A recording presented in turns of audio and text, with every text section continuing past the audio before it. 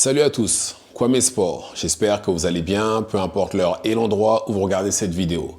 Avant de commencer, cliquez sur like, abonnez-vous et activez la cloche de façon à être tenu au courant quand je posterai de nouvelles vidéos. L'année dernière, Deontay Wilder a affronté Zhilei Zhang dans un combat où quelqu'un devait aller dormir. Et ce quelqu'un, ça a été Deontay Wilder. Il a pris un contre. Il s'est retourné et Zhilei Zhang l'a terminé. Et c'était sa deuxième défaite d'affilée. D'ailleurs, deuxième défaite d'affilée sur une carte Riyadh Season. Avant ça, il avait été battu par Joseph Parker par décision. Il a pris un 12-0. 12-0. Avant ça, il a battu Robert Helenius au premier round. Mais avant ça, il avait pris 2 KO d'affilée, enfin un TKO et un KO de la part de Tyson Fury qui a mis fin à son règne en tant que champion WBC de la catégorie Heavyweight. Donc au total, sur ces 5 derniers combats, il y a 4 défaites, une victoire, dont 3 par KO. C'est très triste quand on connaît Deontay Wilder et quand on a vu ce qu'il a accompli à l'intérieur du ring. Mais pour ma part, je pensais que Deontay Wilder allait complètement arrêter de boxer. Parce que là, ça fait quand même 3 KO qu'il a pris en espace de 5 ans. 3 gros KO. Son entraîneur, Malik Scott, essaie de changer sa façon de boxer, mais là, c'est trop tard. Il essaie de le transformer en boxeur. Et il a pris beaucoup d'argent. Il a accompli beaucoup plus qu'il n'aurait dû accomplir, étant donné qu'il a commencé tard, etc. Il a excédé les attentes. Il a marqué la boxe de son empreinte. Normalement, il est en capacité d'arrêter, sachant qu'en plus, on parle de quelqu'un qui va avoir 40 ans là, cette année. Il n'est pas tout jeune, Deontay Wilder. Mais Deontay Wilder va continuer de boxer. D'ailleurs, son entraîneur Malik Scott qui l'a annoncé qu'il comptait boxer. Et c'est d'ailleurs plus ou moins compréhensible dans le sens où Deontay Wilder reste encore un gros nom. Et il y a des combats potentiels, comme notamment un contre Anthony Joshua, qui malheureusement n'arrivera pas au bon moment si le combat a lieu là maintenant, parce que ça aurait été mieux que le combat ait lieu quand les deux étaient invaincus et champions. On aurait pu avoir un champion incontestable, mais malheureusement, ça ne s'est pas fait. Et aussi le combat contre Francis Ngannou, combat d'exhibition à ce stade-là, même si... enfin bref... Mais dans tous les cas, il est de retour et il combattra le 26 avril prochain sur la plateforme BLK Prime. Très franchement, je n'ai jamais entendu parler de cette plateforme-là. Enfin si, j'avais déjà entendu ce nom-là associé à Crawford parce qu'il me semble qu'il a déjà combattu une fois pour eux. Mais c'est tout. Et Deontay Wilder va combattre sur cette plateforme-là le 26 avril prochain. Ça fait à peu près une semaine que ça a été annoncé, mais on ne connaissait pas le nom de son adversaire. Et finalement, nous le savons, c'est Curtis Harper. Curtis Harper est un combattant de 36 ans. Il a 29 combats. Sur les 29, il y a 11 défaites, 6 par KO. Et sur ses victoires, il y a 12 victoires par KO. Donc, il a à peu près 66% de KO, donc à prendre au sérieux. Mais voilà. Il a combattu des adversaires récemment. Ses dernières victoires sont que contre des adversaires qui ont des CV très très négatifs. À chaque fois qu'il a step up, il a perdu.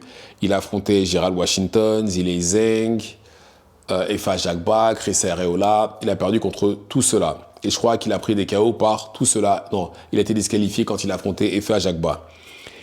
Et là, c'est clairement un combat pour que Deontay Wilder puisse briller.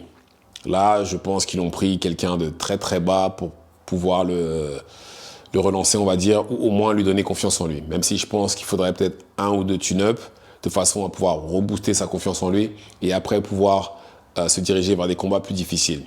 Parce que là, il sort quand même de 2 combats contre un ancien champion comme lui, Joseph Parker, et un combattant très bien classé en la personne de Zhilei Zhang. Même si Zhilei Zhang est plus vieux que lui, il a réussi à faire le job sur lui.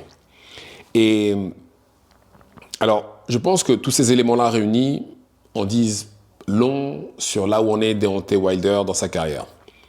Il est sur une plateforme inconnue.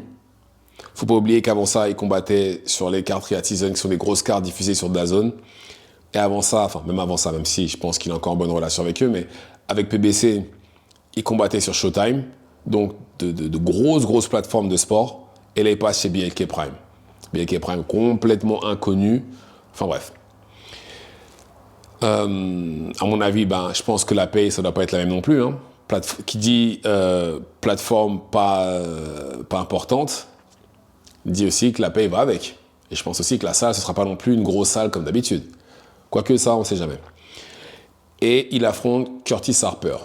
Curtis Harper, comme j'ai dit, inconnu au bataillon, 36 ans, n'a affronté que des combattants avec des... Enfin, à chaque fois qu'il a step up, il a perdu. C'est clairement un journeyman. C'est pas péjoratif, parce que les journeyman, très clairement, c'est ceux qui font que la boxe tourne. Sans eux, ça tourne pas. Et très souvent, on a le droit à des surprises avec les journeyman. Et il est passé justement de Zhilei Zhang dans le top 5 quasiment dans toutes les fédérations. Joseph Parker, ancien champion, pareil, top 5, qui va d'ailleurs affronter Dubois pour un titre. Tyson Fury, ancien champion WBC, théoriquement il a eu toutes les ceintures. Enfin bref, ce que je veux dire, c'est que même en termes d'adversaire, c'est plus ou moins ce qu'il avait quand il a commencé en tant que professionnel. Donc là, franchement, ça veut clairement dire que la carrière de Deontay Wilder est au plus bas. C'est pas possible d'être plus bas que là où on est Deontay Wilder à l'heure actuelle. Et c'est vraiment triste de le voir en arriver là, parce que Deontay Wilder a pris beaucoup d'argent durant sa carrière. Il n'a plus besoin de boxer. C'est plus nécessaire pour lui. C'est pour ça que je comprends pas en fait cette obstination à combattre. Je comprendrais s'il était dans une situation où c'était vraiment nécessaire pour lui de combattre, mais c'est pas le cas. C'est vraiment pas le cas pour Deontay Wilder. Il peut s'arrêter. Et ce serait peut-être même mieux parce qu'il a les poches pleines et aussi pour sa santé. Une chose que beaucoup de gens ne savent pas parmi les amateurs de boxe, du sport, c'est qu'un KO retire des années de vie. Ce serait dommage que Deontay Wilder, pas nécessairement les années de vie, mais finisse handicapé ou un truc comme ça. Ce serait vraiment dommage. Et là, il a un stade dans sa carrière où il peut se permettre, même de sa vie, même dire, c'est bon, j'arrête, 40 ans, c'est un bel âge, il peut se le permettre et passer à autre chose. Mais bon, si c'est ce qu'il veut. En tout cas, vu qu'il va continuer, j'espère en tous les cas que Deontay Wilder affrontera Anthony Joshua ou comment ça s'appelle, ou Francis Ngannou. Même si c'est pas un combat qui m'intéresse particulièrement, mais voilà, c'est un combat qui pourrait être à sa portée et lui apporter beaucoup d'argent. Parce qu'à ce stade-là de sa carrière, je ne pense pas qu'il ait l'ambition de redevenir champion. Je pense que c'est plus de l'argent qu'il veut. Ce qui est tout à fait compréhensible. Il a 40 ans, il a été champion. Enfin, il est aussi allé aux Jeux Olympiques, même s'il n'a pas été champion, mais il a plus ou moins quasiment toutes les cases de cocher quand vous regardez ses accomplissements. Quasiment toutes les cases. En fait, tout ce qui lui manque, en réalité, c'est champion incontestable. C'est tout ce qui lui manque. Mais voilà. Mais en tout cas, son adversaire est à prendre au sérieux. Ça reste quand même quelqu'un qui a plus de 65% de KO dans son CV, même si c'est contre des combattants sortis de nulle part. Mais mieux vaut qu'il soit préparé, qu'il fasse le job, et voilà, qu'il le batte. Et voilà, après, c'est triste à dire, mais on n'est pas à l'abri d'un upset. On n'est pas à l'abri d'un upset. Parce que là, déjà, Deontay Wilder, il n'est plus aussi agressif qu'avant. Même si, bien entendu, ça aurait été bien qu'il prenne un peu de technique, mais il est plus aussi agressif qu'avant. C'est pas impossible qu'il y ait un upset. Et qu'il se fasse battre par Curtis Harper. Ce que je ne souhaite pas, hein. Mais c'est pas impossible que ça arrive. Donc voilà. Dites-moi ce que vous en pensez dans les commentaires. Activez la cloche de façon à être tenu au courant quand je posterai de nouvelles vidéos. Et c'est tout pour moi. Ciao, ciao.